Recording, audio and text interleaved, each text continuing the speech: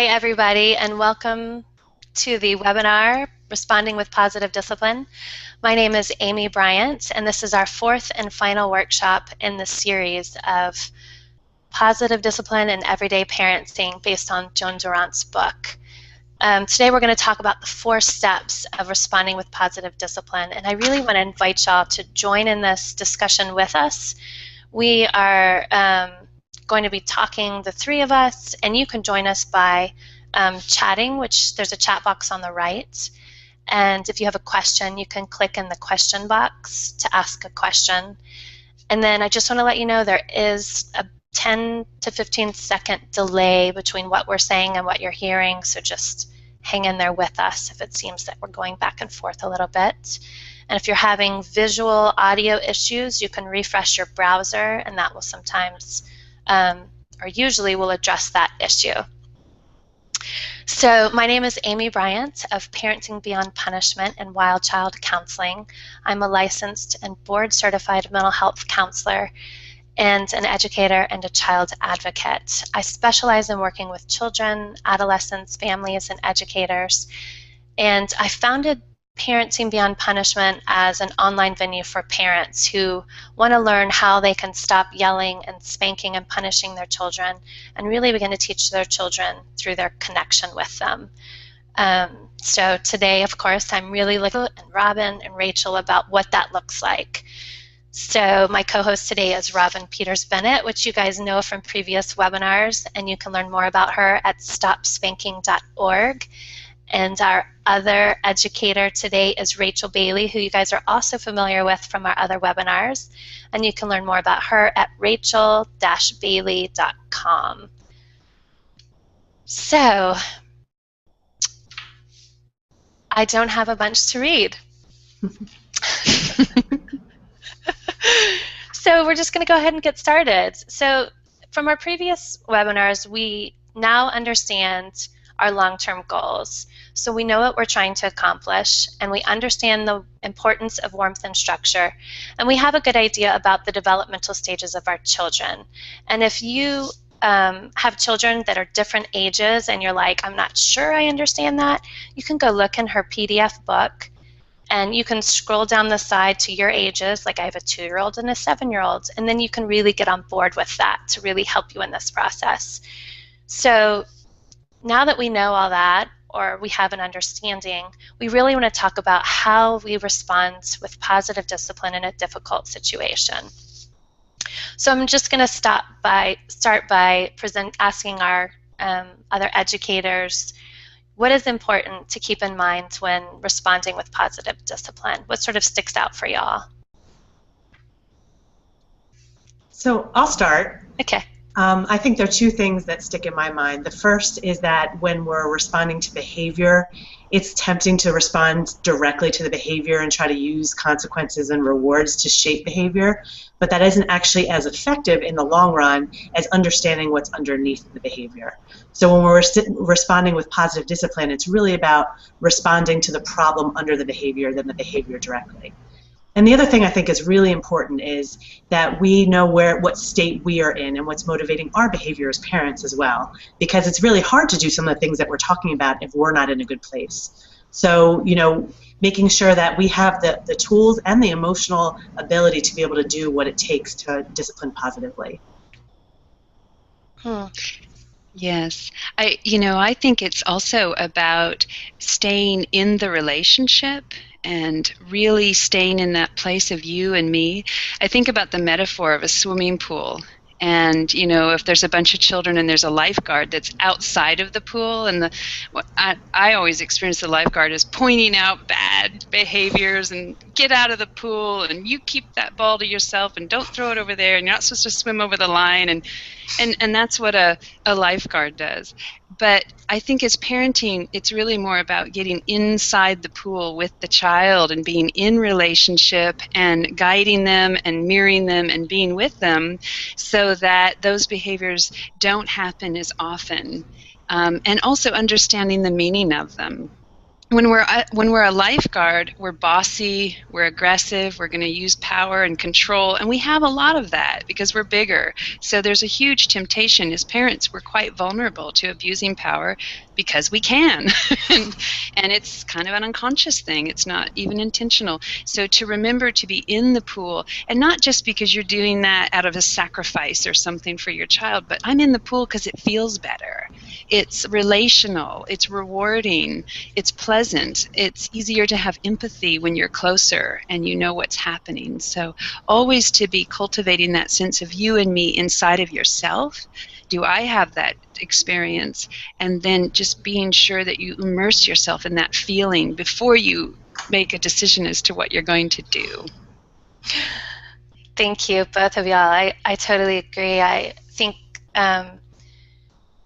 what's helped me is to remember that I'm going to have like an initial reaction that's physiological and emotional, but a lot of that is just from previous experience. You know, what am I used to, or how was I responded to, and that it's okay. I don't have to beat myself up for that response. And then, you know, what can I do to lower my emotional reaction, which both of y'all have spoken to previously, Rachel and Robbyn. I really love that, taking a deep breath and oxygenating your brain, and then also, like Robbyn had said, getting up and moving, and then realizing that you want to make a decision once you've calmed down. And I think both of y'all made some really important discussions, and then not beating ourselves up, because we can't do things differently if we stay in that place of guilt and I did it wrong again. So thank you. So we're just going to get started with, what are the steps? How do we respond? And I'm going to share my screen with y'all.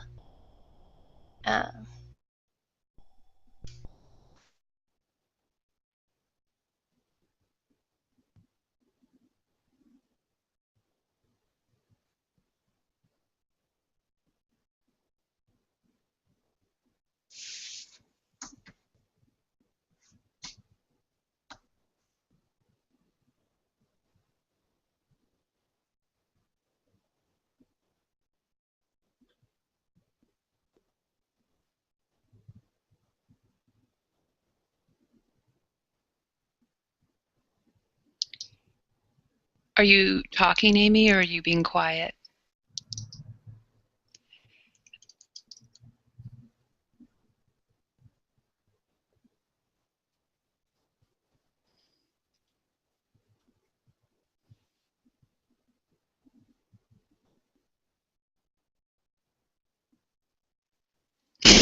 You're back. I'm back. I was talking. I'm so glad you said something. Okay, hold on. I can't go up and down on the comments, and Deb mentioned her 4.5-year-old here, but okay, with my screen, I can't scroll down to read it. Yeah, I can read that. Deb's comment is, my 4.5-year-old will hit his sister, and I found out that it's because he has some sensory issues. So when she gets loud, he wants to hit her. That's great, Deb, that you understand why. I'm not sure what to do to discipline him once he hits her. It's great.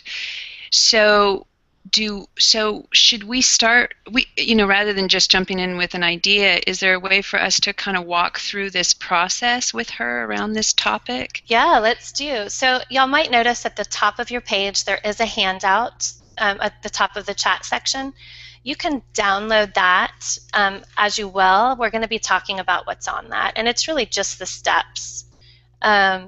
So do you want me to just pull up the one slide of the steps? Sure. Okay.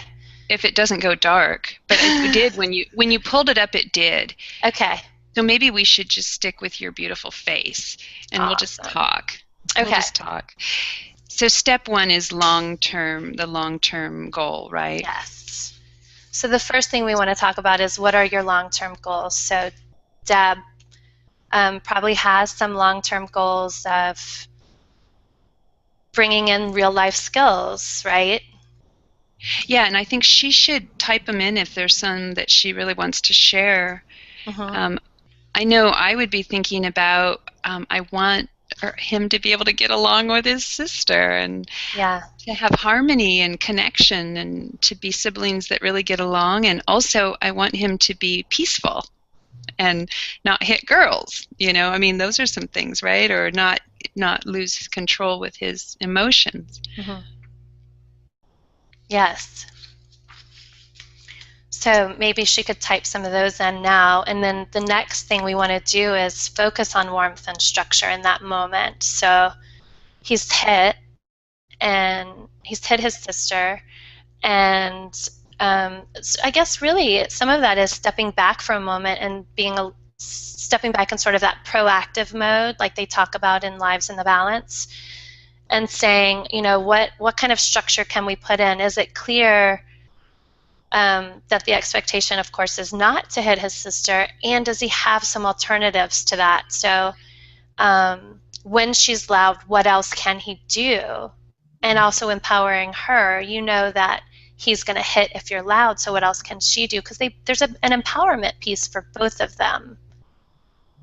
And having a family meeting. I know Rachel probably talks a lot with her families about family meetings and getting together and say, I notice that when Sheila is loud, Bob hits. And so what can we do, and helping them both develop those skills. Yes, one thing too that might really help is to slow down the process where understanding how children think and feel, that's a moment for empathy, not just for you as a mom to understand, because you clearly do, but also for them to talk about what is it like when he hits you? Yeah. How do you feel? What happens inside of you? What do you think? And then to let him say, and then, you can allow her to talk about it till she feels like everybody gets it. When everybody gets it, then she lets go of the floor. And then the next question would be to your son, how do you feel when she's really loud?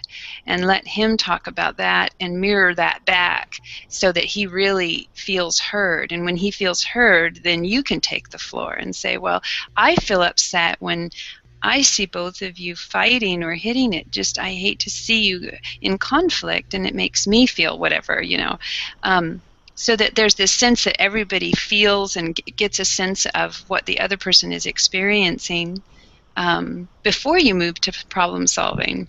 And I think that's really important, because with kids, it's often not just they're reacting to the initial stimulation or the initial loud noise. It's that, but then no one understands me. So I was hitting my sister because it was loud and it was hurting my ears. That's the initial hurt, and no one understands that that's why I hit. So then there's all this sort of yuck that builds up inside, that not only was I upset, but no one gets me. So I think it's really, really important. And, feelings are so... Sometimes people are afraid of the word feelings, but it's really just understanding people's perspective. Like, what was going on for you? What was happening for you when you heard your sister scream? Or when you heard a loud noise. So it's really helping them feel understood, because we all want to feel understood. Yeah, that seems so true. And like what the body experience is for him, like he may feel hit by the sound. It may be that intense that he feels like, oh, and for some children, if their sensory experience is really sensitive, it is like getting hit. It's so intrusive. So just to appreciate each other's bodily experience and knowing it's different, because your daughter, of course, may like to be loud. She may like loud sound. It might actually be pleasant to her. So yeah. One of my crazy things I do in my house is when I took voice lessons, I learned to go yoo-hoo, and I'm going to spare it, and I'm not going to do this to you, but it's really high-pitched. It's like yoo-hoo, but it's really loud. And it's this little fun thing I learned, but it drives some of my family members crazy. But of course, one of my grandchildren loved it, right? So she'll yoo-hoo back. But, you have to sort of recognize that not everybody likes it. So there's these matching between, can you tolerate loud sound to not tolerating it? And I just want to say that as a parent, I'm actually a highly sensitive parent. And so when my kids are really loud, it's very hard for me. So I've had to learn how to deal as a parent with loud noises. And I don't love chaos, because I have some sensory things going on. So, we as parents need the tools, and we need to give our children the tools as well to be able to deal with that. Yeah. That's such a great point. I wonder for Deb if she knows what her sensory sensitivities are as well, because it helps us recognize where we have a harder time meeting our children, where it's just a little harder. And Mhm. We have another question. We have a few now that have come up. Do you want to read them? Can you scroll and see them? oh, I can now. Do you want me to read them? Yeah. So let's start with Sylvia. She says, hi, I'm new to positive parenting. I have an 8-year-old. Usually we are in a time crunch in the morning and the evening. My son will get slow and non-cooperative almost in everything when we have to rush, which is almost always. How can I be positive and get results? Hmm.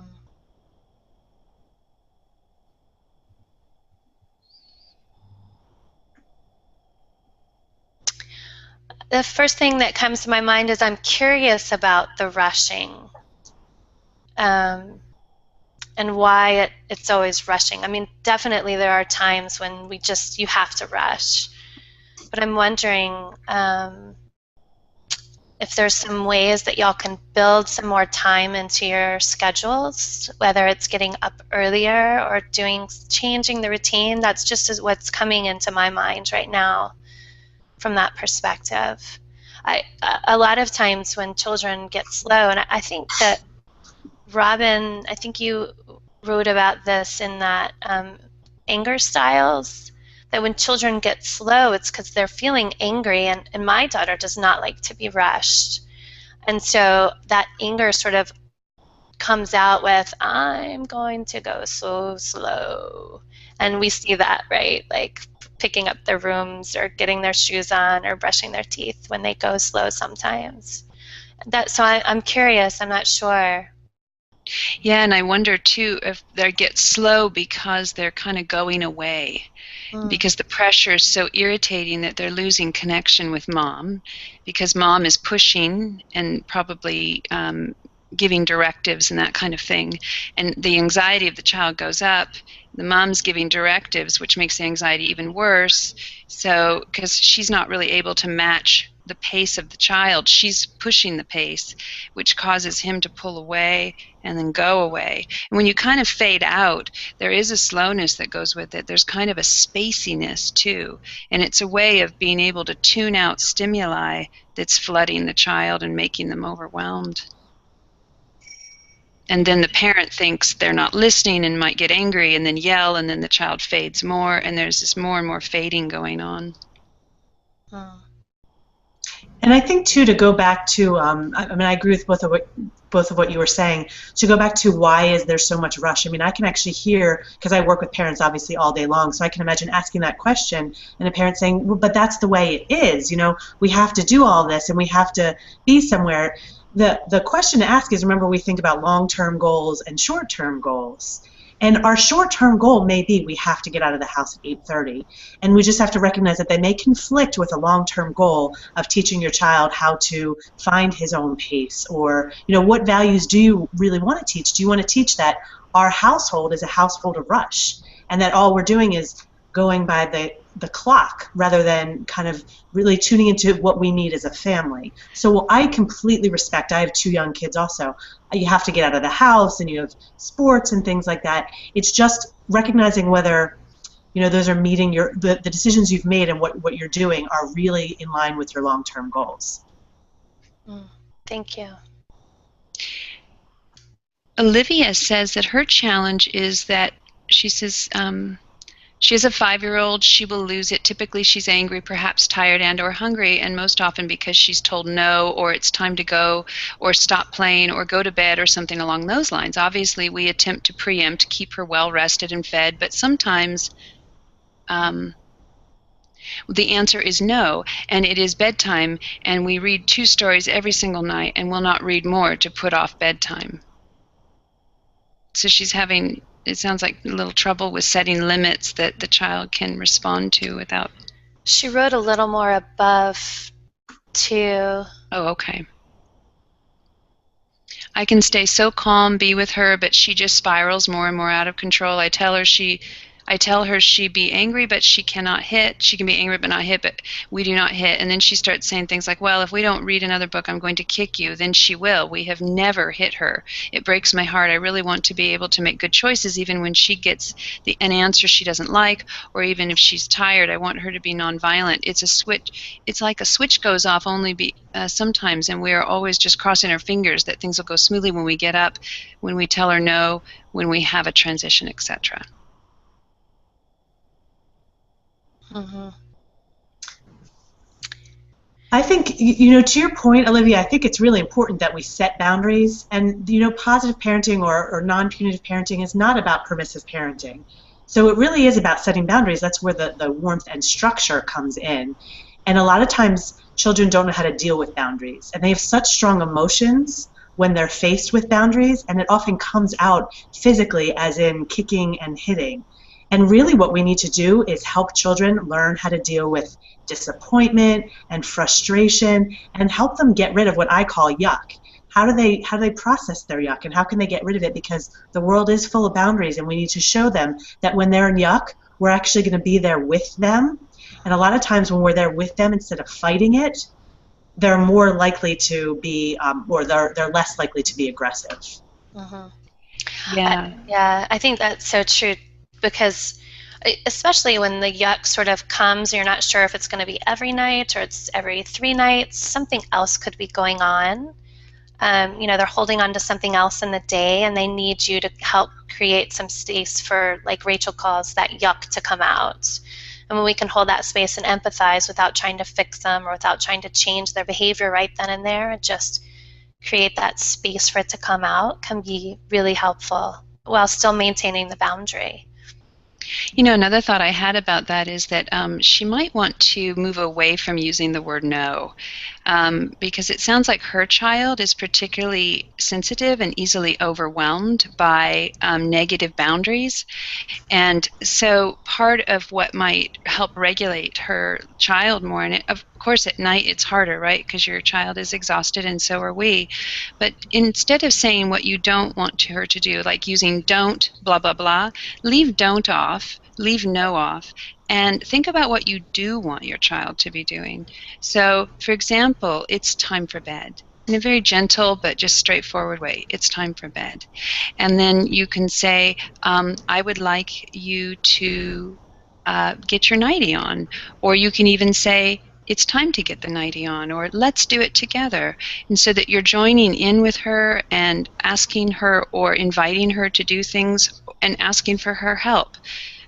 Might help as well, so that these don't feel like commands and directives where she feels out of control, but she's able to join in with you and do things because you're also giving her a constructive idea. That the old concept is don't put your feet on the table, it's put your feet on the floor. This idea, right, of morphing it so that it's more positive and more clear about what you are asking for, particularly if she's tired. It'll be easier for her to understand and process. Mm. Yeah. We have a lot of comments. It's marvelous. Mm-hmm. Did you have any more thoughts about Olivia's question, Amy, or did you want me to ask another one? Let's ask another, or okay. Read another. So Whitney Lawson, yeah, we'll ask for them. My son hits a lot as well. He just turned 4. As part of the empathy, we discuss why he hit, his feelings, and discuss what our hands are used for, playing, high fives, and eating food. That's really nice. Yeah, that's nice. Thanks, Whitney. Elizaveta says, my husband and I disagree on discipline methods. My husband spanks our son for hitting him, and our son hits him even more, provoking him in any possible way. He seems to calm down and start behaving again only after his dad disciplines him. I presume she means spanking him. And when my son and I argue about this, when my husband and I argue about this, it makes our son frustrated and he hits children at school. How do we agree on the discipline method and stop the cycle? Ooh, that's a tough one. Yeah.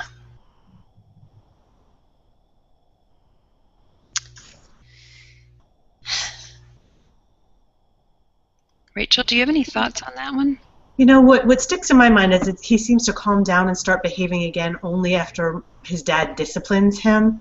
And there's so much, I mean, I could pick actually any sentence there, but this stood out to me because, it seems like there's this cycle of hitting, and the son's hitting and the dad's hitting. And so I wonder if there's a new way to teach how to deal with emotions and deal with what's going on rather than hitting, so that the cycle in the whole family is different. Because I think hitting usually comes from just an overwhelm of emotion, whether it's the parent or the child. So if we learn how to deal with these emotions in a way other than hitting, then the son has different tools and the dad has different tools. So we're sort of breaking that cycle there. Yes, and I also think the idea that the child only responds when he hits, meaning that he probably stops the behavior, I think it's important to understand on a brain level what's happening there, because I think dad is overwhelmed and he's getting escalated and emotional, and he's using violence as a way to intervene. And so of course, so that's hard, right? Because he probably doesn't know what else to do. And he seems to be getting a result because he can get the child to stop driving him crazy. But what happens in the child's brain is it activates stress hormones, and it puts the child into kind of a fight or flight. And if the child's sort of free, and it can put the child into a freeze mode too. So they get kind of frozen and they dissociate a little and they're kind of gone. And of course, that's compliance. And so from our perspective, if we want this behavior to stop, it stops the behavior, but at a great cost of dysregulating the child's brain, and also at a cost in terms of instilling fear in the child and hatred, which is why the child is hitting back. And then, of course, the child will take it to school and hit other children because that's being modeled. And probably he's more dysregulated because he's experiencing violence. So I think the first thing is to help dad understand that he's actually, potentially harming the child's self-regulatory capacity by doing this. But then also thinking about maybe dad can also participate in positive parenting seminars and classes and talk about his own upbringing, what happened for him, and why he thinks hitting's okay. I mean, I think it's really going to have to be a really deep conversation of trying to understand where he learned that hitting is a way to solve problems, and also what happens in his body when the child starts to yell or misbehave. It might make him very anxious, so for him to get some awareness of his internal state and how distressed and out of control he may feel, and get some support around helping him be able to stay regulated in the face of this really activating behavior. Mm-hmm. Yeah. I think one of the, thank you, Robbyn and Rachel, I think one of the best things I heard was, or probably read in our group, on our Parenting Beyond Punishment private group, was a woman said that what helped her and her husband, who were coming from different places also, was she asked her husband, she said, what was it like for you? How were you disciplined? And he said, well, I was spanked. And she asked him, well, how did you feel? And he said, well, I deserved it. And so I turned out fine. And she said, that's not what I'm asking you. I'm asking you as a child, how did you feel when you were spanked? And so he sort of took a breath and was like, I was angry and I was confused. And it was kind of this aha moment where and I think that this happened over the course of several conversations, of course, but it was still that kind of like, well, as a child, I felt, because so often I think we come at this as, well, looking back, I can see, but being in that moment of how you were feeling as a child is really what helps us figure out what we want to do and what we don't. So that was just a story that I think other people have had some insights on how to speak with their spouses and really come to some changes. Do we want to ask another question? Yeah, let's see. So that was Elizaveta. Sylvia says, Sylvia was just talking about her schedule, I think, and that she's having some, so that's back to that original question about the rushing, that she's got some problems trying to figure out the schedule where it feels doable. let's see, married, let's see, my son also sometimes gets out of control, tries to kick us when he's mad and frustrated. So then Hazel says, and we might want to talk about that, like, what do you do once it's really bad, even though you're trying to do prevention? But Hazel says, I'm sorry, I keep disconnecting. I have a 4.5-year-old. Since February, I started implementing positive parenting for about a year or a bit more. I did a lot of yelling because he kept getting more stubborn. And there were times I did spank him while I was mad. I have stopped, but I worry about scars and lately his self-talk.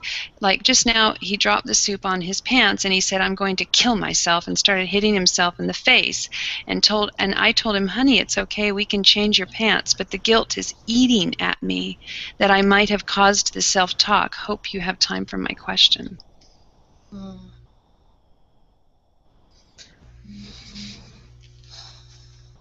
I would love to take this one, because I'm actually doing a webinar on this on Monday in this group, because a lot of us feel as parents that the things that we have done are messing up our children. And that's one of the things that I feel as a parent, even though I do this for a living. And I think a lot of parents just feel like, now that I'm learning all these new tools, I realize everything I've done wrong. And now I'm worried that it's going to affect my children. And I think it's really important, very difficult, to learn how to have compassion for ourselves. Because it's interesting that our brains, and Robbyn, you might be able to speak to this even more than I can, our brains don't perform as well when we are in a state of, anxiety or stress or frustration with ourselves. Our brains actually perform at their peak when we're compassionate and when we're understanding of ourselves. And the reality is that we're going to make mistakes, and it doesn't ruin our children. And in fact, as a parent, some of my most connective moments with my children are when I make a mistake and then I come back later and I say, hey, honey, do you remember when that happened? How did you feel? What was that like for you? And say to my child, acknowledge that, hey, I did something a little bit that I regret now, and maybe we can problem solve what I could have done differently. So I'm connecting with my daughter, and I'm also teaching new skills. Even though I messed up and did something wrong. So it's almost like kids need us to be imperfect, to show them how to deal with imperfections. And we have to learn how to have a little bit of compassion, because parenting is tough. So yeah, I could speak more, but I'll let you guys talk to that as well. I'm glad you're doing a webinar on it, because it's fundamental to our own well-being and co-regulation, to be able to have mercy for ourselves. There's been studies that show that our attachment to ourselves has a lot to do with how attached we are to others. I just want to say that some parents make more mistakes than others. I've certainly made a lot of mistakes. I've spanked my children, I've yelled at them, I've shamed them. And part of becoming a therapist and doing this work has been my own personal journey to understand myself and to heal. And I'm embedded in a culture that has all of these problems. So it's a big problem, and it's a collective problem. But, I think that some of us injure our children pretty seriously, and it's hard to look at that. And I think it's okay to look at that and to see that. And while you're looking at that and you're seeing what's happened, be careful not to undervalue the power of your relationship now. I mean, my children are adults, and they're still recovering from my errors and trying to be a better mother than I was to them, to their children. And they still need me even in their 20s. Don't diminish the beauty and the healing power of your love for your child at this time, and the power of you being able to intervene and say, I hear that was hot and it scared you, and then you wanted to kill yourself. That must have really overwhelmed you. And so I love you, and I'm here to help you with accidents, and so you don't have to kill you, because Mommy's here to love you and to help you, no matter how overwhelmed you get. So you can find that way to just be with him and be present and love yourself, because your love is powerful, really powerful. Yeah.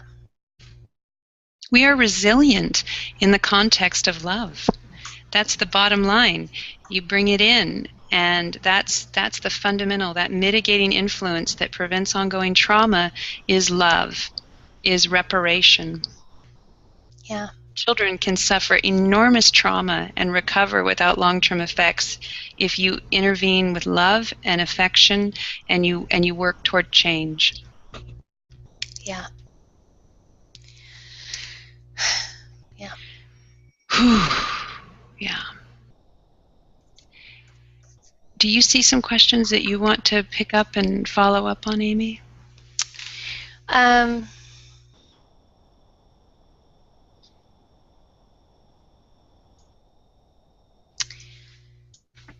see.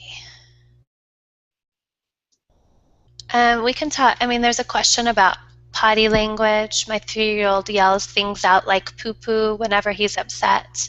How can I gently get him to stop? I remember when my daughter was in preschool and moms would just be like, I can't stop the potty language. So you're not alone at all. Some things that we've done, we're using different words. So like, if my daughter was saying poo-poo, I would, sort of make a big deal about saying something else. So I'm trying to think of something now, but it might be like catch a fly, or like you just make a big deal about a different word. Did you catch that fly? And use it a lot, and it sort of retrains them to use a different catchphrase.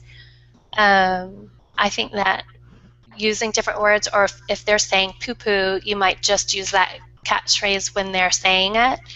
And so it kind of becomes a game, and hand-in-hand parenting talks a lot about turning these situations into games, and as they play it out with you, they're able to let go of that need to want to say poo-poo or whatever it is, and then they just gently let it go, and they might pick up something else, but playing with it, I mean, play is children's language, and that really is the best way to gently help them learn a new skill.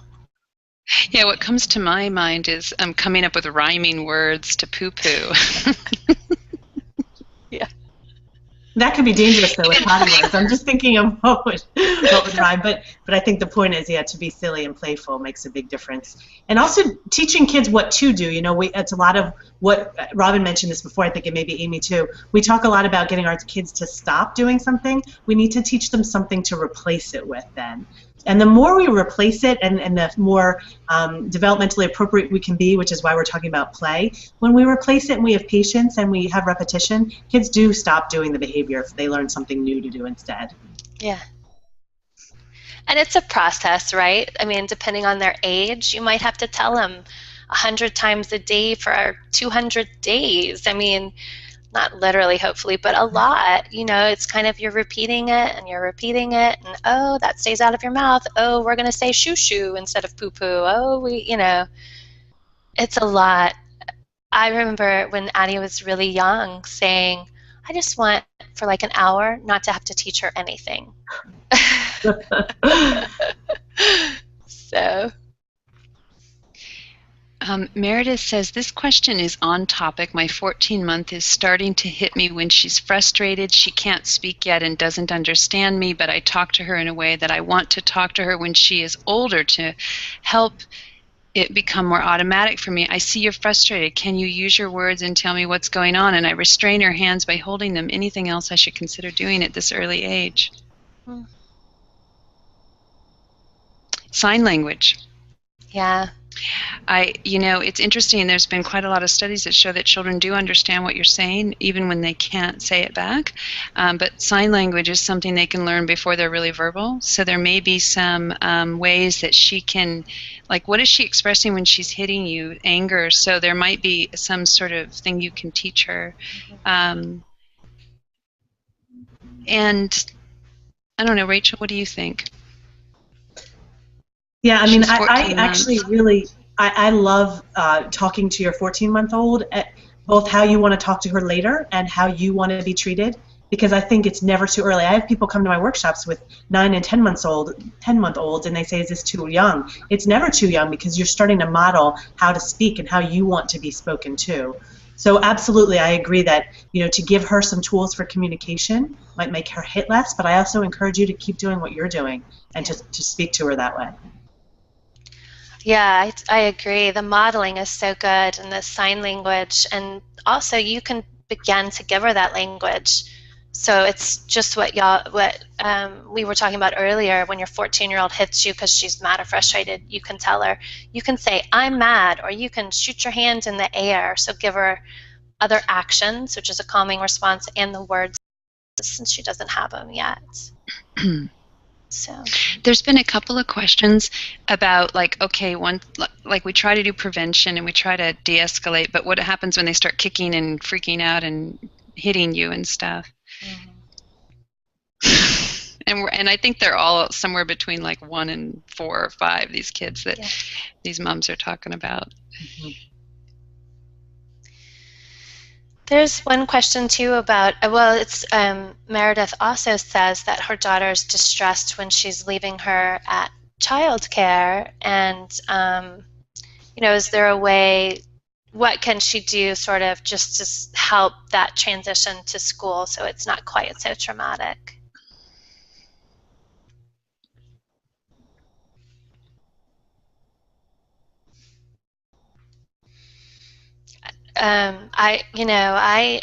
I always try to go back to the hands-in-hand play model and bring it into play at home. My daughter recently started school too and has had some tears, and we've done a couple of things around play around it, and she created something to take with her to school, which was helpful, but she's also older.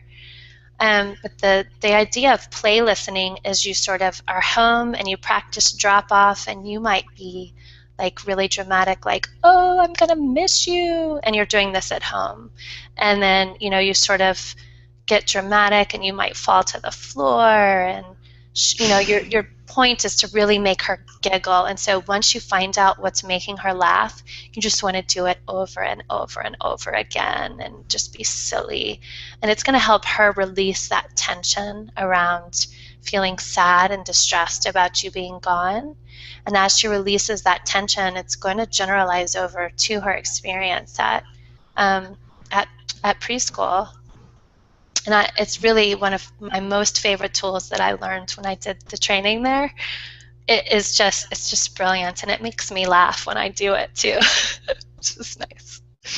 So. And it's like wonderful because you're rehearsing, and then she's remembering that when you say goodbye, there's this laughter. So it's inserting a pleasurable experience in this kind of unhappy, upsetting experience.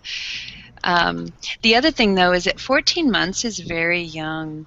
Yeah. And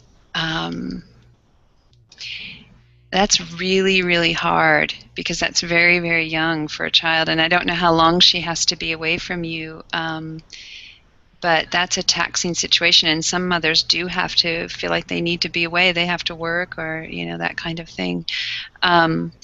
But if there is a way for her to say goodbye to you versus you saying goodbye to her, if there's time for you to get there early so she can acclimate, get connected to other people, get into something, and then she comes and signals that you can leave. But that's a really tough situation because developmentally she is wired to want to be with you most of the time at that age. Yeah, and I would add, because I agree with everything that you guys are saying, I would add that there are things we can do for our kids, but I also think we need to comfort ourselves in those moments because kids are looking to us, if they're anxious or if they're nervous, they're looking to us as their parents to determine if the situation is actually safe. And if we feel confident dropping them off, they are going to feel much more confident being dropped off. They feel our energy, especially at that age. And just to note, my kids have actually been away from me since they were both 4 months old. So I've been through this too, Meredith, so I absolutely understand. The more confident we are, though, that you are going to be in a loving place and you are going to be taken care of, and I know you're going to have a good day, the more likely they are, in addition to all the techniques that Amy and Robbyn mentioned. But us being confident makes a big difference in how they do drop off. Olivia has asked for some tools. Thank you, Rachel. Sorry. That's okay. Olivia has asked for some tools for in the moment when her daughter is hitting. What can she do? Robbyn, I don't know if you want to reiterate what you were saying last week. I just thought that was wonderful about how, some physical things that kids can do to sort of get to a calmer state. I think that might be really helpful in this context. Do you know what I'm talking about? Yeah, I do. So, sometimes a child will have a fit and get angry, and I think a big piece of what we try to do is, we try to be present without judgment and experience the child's distress and put words and name it, contain it, and all those ideas. We talk a lot about that, right? To emotionally mirror a child when they're distressed. I can see you're angry, that kind of thing. But sometimes children will tantrum for a long period of time, and that begins to be something that nobody can tolerate. As a parent, you get overwhelmed, and it's just really hard on everyone. And so a couple of things you can do. One, of course, is to not mirror feelings, because that's sort of more limbic and it's more sophisticated, but rather mirror what you see descriptively, and I mean physically. I see your hands are clenched. I see that you're laying on the floor and kicking. I see that your brow is furrowed, or whatever you see physically, and say it in a gentle way, and be sure that you're down at the level of the child so that you're not threatening the child with your size. I think we forget how big we are. I was in a class the other night where a young woman, a mother, was trying to do this exercise, and the dad was there, another man, and he was 6'3", and she couldn't deal with, she couldn't do the play acting because she was so intimidated by how tall he was. And I'm thinking, that's what it's like to be a child. So always think in terms of, don't be a threat, because the child's in their lizard brain, and you want to get down on a body level. You want to don't worry about words you're using. Think more of the cadence of your tone. So children, and when they're in the limbic mode, are listening to the melodic quality of your voice. They're not really listening to the words. And so you keep it very simple, and you keep your voice gentle and melodic. And then, of course, if it continues, you may get up. A lot of times children will follow you when they're upset, and you go outside, get a breath of fresh air. You yourself may drink some water. You might want to offer water to the child, but move, because bilateral movement of the body is, particularly for children that enjoy motor vestibular experience, like they regulate by moving, this is really important, because it will regulate, it will put the body out of the stress response and back into regulation. And so it's not so much what you say, it's the sound, it's the intonation, and it's movement that can help. Is that what you were remembering from before, Rachel? Yeah, it's allowing children to move in order to get out all of that stuff that's causing them to hit, causing them to kick. They just have so much of that feeling, of that emotion, of that energy inside. They need a way to get it out, and you explained it so well last week, why that works. Yes, and I think we need to realize we're talking to the lizard brain at this point, so this is a different person than when the child's calm. And so think in terms of animal. How do you not threaten an animal? If you see an animal that's growling, do you go and get really close and try to control that dog or whatever? No, you give that animal space so that you're not a threat. And so it's really important to recognize the child perceives you on a brain level, on a lizard brain level, as a threat. And so you want to become non-threatening, and you want to create space and not be too verbal and not do directives, but just be inviting, and also move your body, definitely. Yeah. Ever since you talked about that, I maybe it's context, but I found myself talking to friends and family and, clients about movement and the power of movement for the calming response. So it's been lovely. Good. That's great. Yeah, the sensory list that I shared last time is something to really look at, because the more you think about that, there's basically 5 or 6 modalities of sensory experience, and some we find soothing sometimes and not other times, so we're ambivalent, and others we consistently find to be soothing. And so we're going to seek those things out. And so you want to be aware of what are the sensory pleasing experiences that your child actually has, what do they like, and also what do they feel ambivalent about, so that you're careful not to further agitate them on that sensory level. For instance, some children really consistently seek touch, and so touching that child when they're distressed actually may really be a positive experience, but some children are inconsistent with touch, and that's actually activating and will make them more threatened and therefore more aggressive. So you want to really know your sensory experience that your child, what is it like to be in your child's body? And I think that's so important, because when you can figure it out and you can teach your child, they're going to have that tool for the rest of their lives. Mm-hmm. So imagine that child growing up to be a spouse who says, you know what, when I'm upset, husband or wife or, spouse or partner, this is what I need. And I mean, imagine what power you have when you learn what soothes your child. You teach your child what soothes him or her, and they'll have that for the rest of their lives. Now, Hazel has one more question. She says, how can I teach my 4.5-year-old to wait nicely? Oh, that's a tough one. At the doctor, when I'm cooking, on the phone, on the grocery line, he can keep nagging, especially when I need my attention to someone else. So he's 4.5.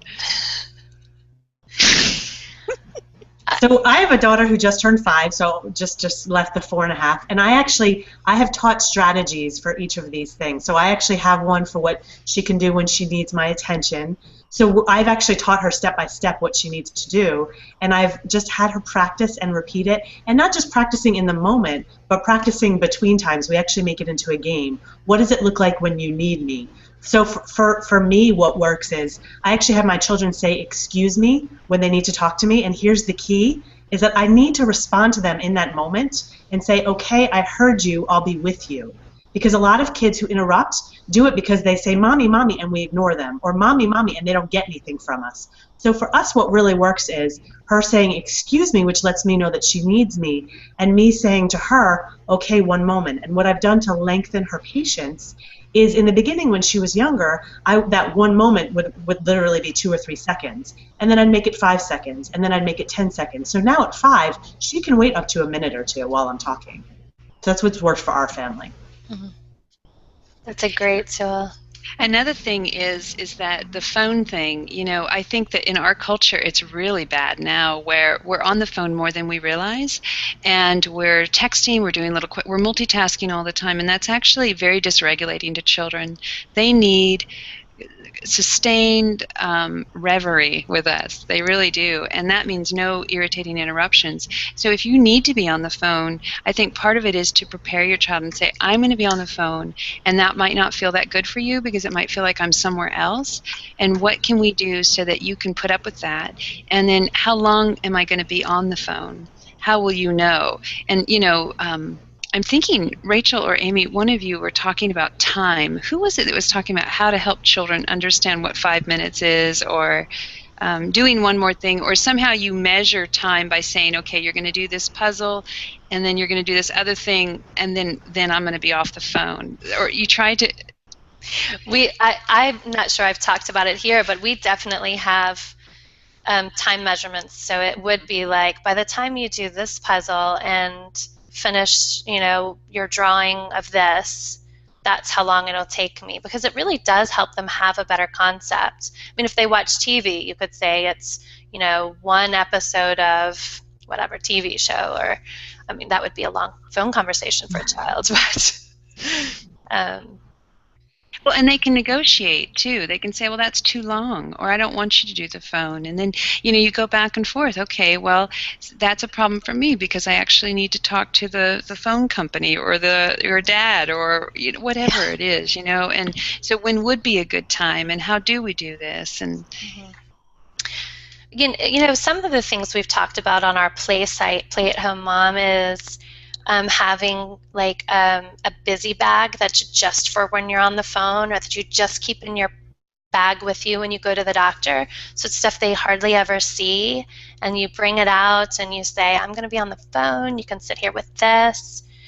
And then a lot of times they feel disconnected when we're on the phone, which I think you talked about, and Robbyn, and sometimes you might hold their hand, or you might invite them to sit on your lap, or some ways so that they at least feel physically connected. You might occasionally look at them and smile, just so that they don't feel quite so disconnected in those moments.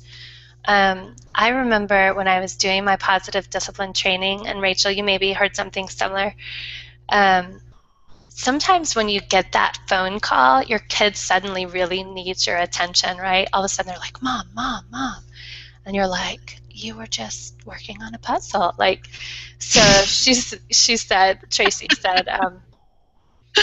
ask whoever you're talking to, could you hold on for 30 seconds and look at your kid and just go, you have 30 seconds, go. And don't say anything to anybody for 30 seconds, just listen. And then say, okay, I'm going to help you with this as soon as I get off the phone. And that's kind of like that immediate, you still matter to me. I'm still listening. It's super quick. And then they feel, like y'all were talking about earlier, they feel heard and valued, and they know you're going to come back. So those are some tools that we've sort of passed around that people have found helpful. And that one just kind of made me chuckle. So. It makes me tearful. It's so sweet. Yeah. I love the 30-second one. That's a great idea. I'm going to use that on my husband when I get a phone call. Oh, that's sweet. So Amy made a comment that she said she wanted to share something that was helpful to her. She says, I think it's helpful to note that regardless of the discipline method we choose, repetition is part of the process. So if there's any thoughts lingering about, maybe a punishment would work more quickly, the thing is that it's unlikely that it will, because it just takes repetition. And then, of course, she says, and of course there's harmful effects of punishment, which I just want to read out loud because I couldn't agree more. So, so thank you, Amy, for joining that part of the conversation.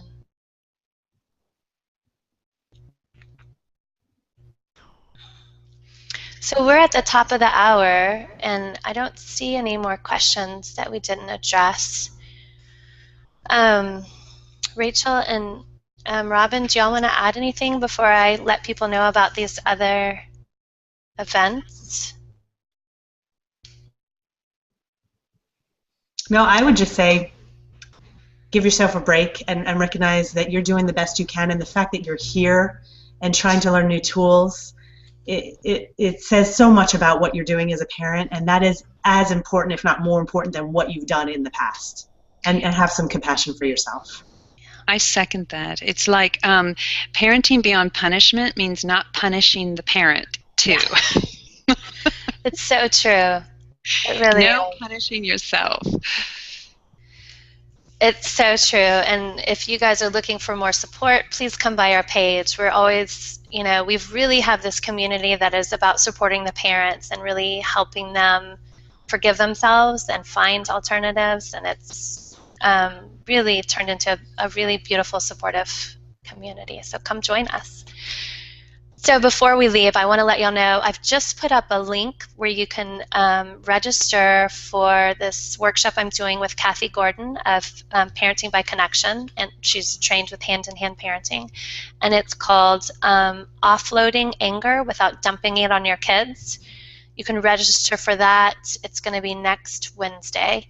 But on Monday, you can join Rachel, and she's going to be doing a workshop called How to End That My Imperfections Are Messing Up My Kids' Feeling. And I'm so glad you decided on a title, Rachel. I love it. So she's going to be telling us why we're enough as parents, and not despite, but because of our imperfections. She's going to show us how to recognize the areas where we want to make changes and how to make those changes without feeling bad about doing it wrong. You can go to parentingbeyondpunishment.com and click on the 2015 Peaceful Parenting No Spank Challenge for that link. And then on next Thursday, Lori Petro and I will be doing a live Q&A almost exactly like this one, and it's going to be at 11 a.m. next Thursday. So you can again go to the parentingbeyondpunishment.com website to register for that one too. So Rachel and Robbyn, thank you so much for being here and joining us for these webinars, and thank you everybody else for joining us. It's just been really lovely having you all here and being in conversation with you all. Thank you. Thanks, Amy. Thanks, Amy. Bye.